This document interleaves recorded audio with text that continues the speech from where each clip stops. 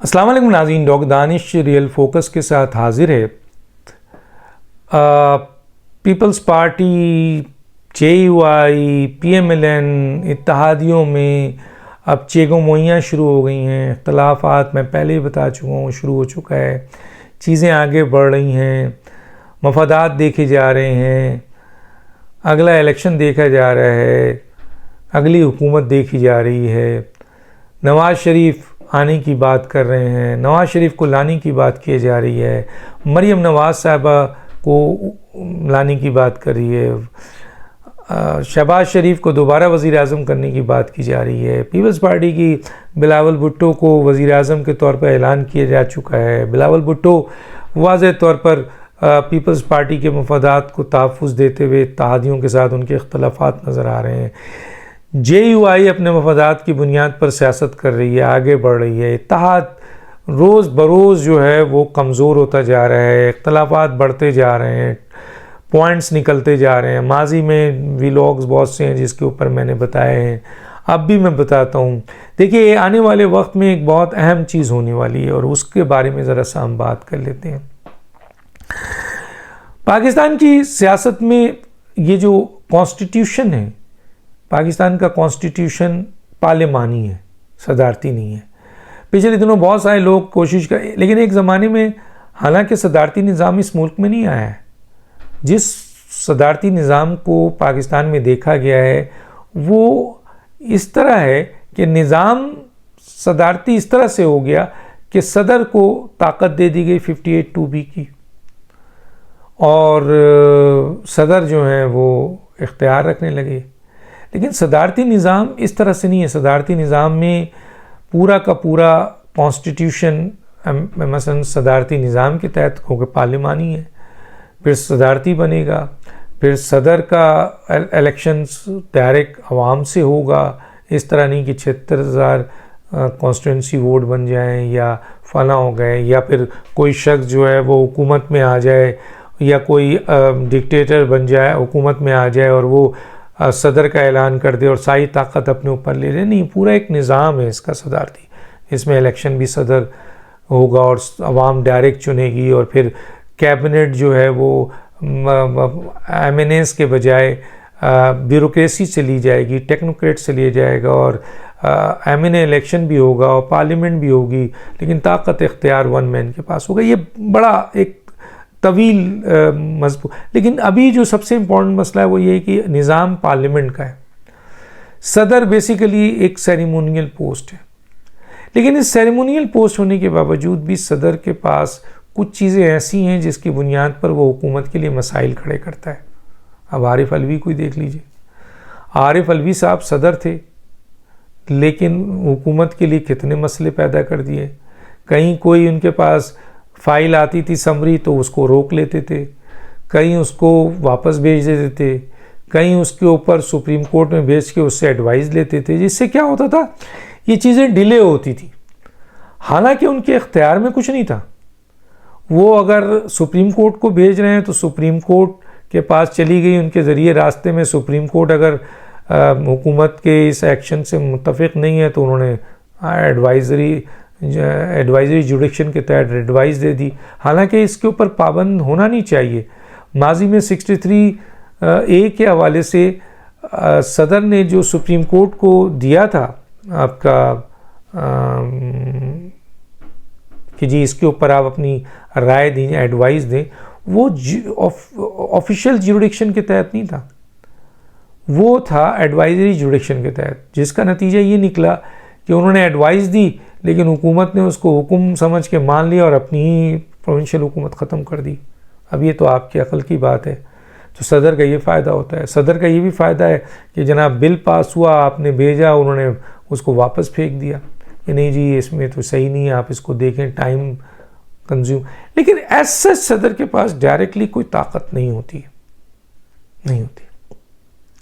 सदर एक लिहाज से सेरेमोनियल होता है, और पार्टी चाहती है कि इस जगह पर जहाँ कुछ अहम तरीन, जैसे आपको पता है अदम एतमाद की तहरीक आई, उसमें वज़ीर आज़म ने इल्लीगली आपके असम्बली को डिज़ोल्व करने की की समरी भेज दी, सदर ने उसे साइन कर दिया और असम्बली टूट गई और एक मार्का आ गया फिर सुप्रीम कोर्ट। तो सदर मुश्किलात पैदा कर सकता है, सदर डिले कर सकता है, सदर सवालात पूछ सकता है, सदर क्यूरी कर सकता है, सदर किसी जगह परेशानी पैदा कर सकता है, लेकिन सदर के पास कोई अहम तरीन फैसलों की गुंजाइश नहीं है, अहम तरीन ताकत नहीं है। लेकिन इसके बावजूद हर पार्टी चाहती है कि सदर उसका हो। अब जैसे आसिफ अली जरदारी साहब अगला इलेक्शन देख रहे हैं, तो अगले इलेक्शन में अगर उनका ही अपना सदर हो तो कितनी अच्छी बात होगी। PMLN भी अगला इलेक्शन में अपना वज़ीर आज़म देख रही है, तो अगर उनका वज़ीर आज़म आ जाए तो फिर इसका मतलब ये है कि सदर भी उनका हो तो कितनी अच्छी बात है। और अगर कोई और जमात तो ऐसा सच नहीं है, लेकिन एक जमात ऐसी है जो सदर को देख रही है, हालांकि वज़ीर आज़म उसका नहीं आ रहा है, लेकिन वो सदर को देख रही है। और वो कौन सी जमात है? वो है जमीयत उलमा इस्लाम, यानी मौलाना फजल रहमान साहब की जमात बाज़ाफ्ता इस बात को टारगेट किए हुए हैं कि इस दफ़ा आरिफ अलवी साहब जा रहे हैं, तो आरिफ अलवी साहब की जगह सदर जो हैं वो मौलाना फजल रहमान साहब आए। अब सदर किस तरह होगा, उसका एक तरीक़ेकार है, ठीक है, उसका नॉमिनी होने का। अब इस सिलसिले में वोटिंग में JUI के पास तो वोट ही नहीं है ज़्यादा असम्बली में, पीपल्स पार्टी के पास है या PMLN के पास है, और जिसे पीपल्स पार्टी PMLN चाहेगी वही आएगा, JUI की ख्वाहिशात पे तो नहीं आएगा। लेकिन JUI एक बहुत बड़ी सियासी ताकत है, उसको कोई नाराज़ नहीं करना चाहेगा, ये भी मसला है। ये भी चाहेंगे कि वज़ीर आज़म भी हमारा हो, सदर भी हमारा हो, चाहे पीपल्स पार्टी हो चाहे PMLN हो। लेकिन ये भी एक फैक्टर है कि जमीयत यानी JUI एक ऐसी सियासी ताकत है कि दोनों सियासी जमातें इनको नाराज़ नहीं करना चाहेंगी। तो ये बड़ा बेसिक इंटरेस्ट का गेम आ गया है। अब इस इंटरेस्ट के गेम में मौलाना फजल रहमान भी कैंडिडेट है। पीपल्स पार्टी वाले या कुछ लोगों ने कहा कि जनाब जिस पर आसिफ अली जरदारी उंगली रखेंगे वो सदर होगा। तो फिर आसिफ अली जरदारी जिस पर उंगली रखेंगे वो अपने ऊपर उंगली ना रख लें कि वो सदर बन जाए, उनका बेटा वज़ीर आज़म बन जाए। इससे अच्छे हालात होंगे पीपल्स पार्टी के लिए, मुझे बताइए, और आसिफ जरदारी के लिए भी कि उनको भी एक पावर्स मिल जाएगी, इंजॉय करेंगे वो पावर्स आखिरी वक्त में। तो ये अगर ये वाकई उनके पास ताकत है और उनके पास वोटों की इतनी बड़ी ताकत है कि वो जिस पे उंगली रखेंगे वो सदर बन जाएगा, तो फिर वो क्यों ना बन जाए। लेकिन इस सिलसिले में वज़ीर आज़म के ऊपर उनको कॉम्प्रोमाइज़ करना पड़ेगा। अपने बेटे को वज़ीर आज़म बनाने के लिए उनको दूसरी इत्तेहादी जमातों की सपोर्ट की ज़रूरत है, जिसमें सबसे ज़्यादा सपोर्ट JUI की है। देखिए, JUI नवाज शरीफ की हिमायत करे तो नवाज शरीफ यानी PMLN JUI की हिमायत करे मौलाना फजल रहमान की, तो उसकी वोटिंग इतनी नहीं है कि वो मौलाना फजल रहमान को बना सके जब तक पीपल्स पार्टी शामिल ना हो। लेकिन अगर पीपल्स पार्टी चाहे तो बहुत चांसेस है। तो सदर के वो पोस्ट तो ले सकती है, लेकिन फिर मौलाना फजल रहमान साहब सूबों में और मरकज़ में एक ताकत रखते हैं जहां शायद उनका वोट उनको ना मिले, जिससे बिलावल भुट्टो के वज़ीर आज़म होने के चांसेस कम हो जाएं।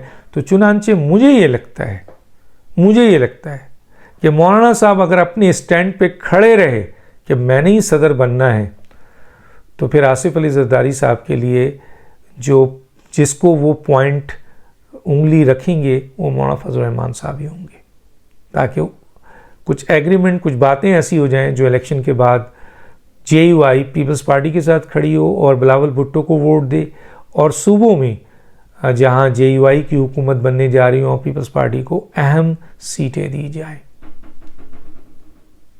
एक और बहुत इंपॉर्टेंट बात कि जैसे ही आरिफ अलवी साहब सदर से उतरेंगे, इनकी किस्मत बड़ी ख़राब है। काफ़ी केसेस हैं इनके ऊपर, आइन शिकनी का भी केस है, गलत आपके उन्होंने हलफ भी तोड़ा है, आइन भी तोड़ा है, उन्होंने गलत इंतज़ामी फ़ैसले भी किए हैं। कुछ उनके ऊपर ऐसे केसेस भी आ रहे हैं जिसमें उन्होंने माली और इंतज़ामी अख्तियारात को तजावुज़ के साथ इस्तेमाल किया है, वो केसेस खुल जाएंगे। क्यों? क्योंकि शायद 248 के तहत सदर को जो इस्तिस्ना हासिल है, हटने के बाद वो पकड़ में आ जाएंगे। देखते हैं क्या होता है। डॉक्टर दानिश को याद दीजिए। अल्लाह हाफ़िज़।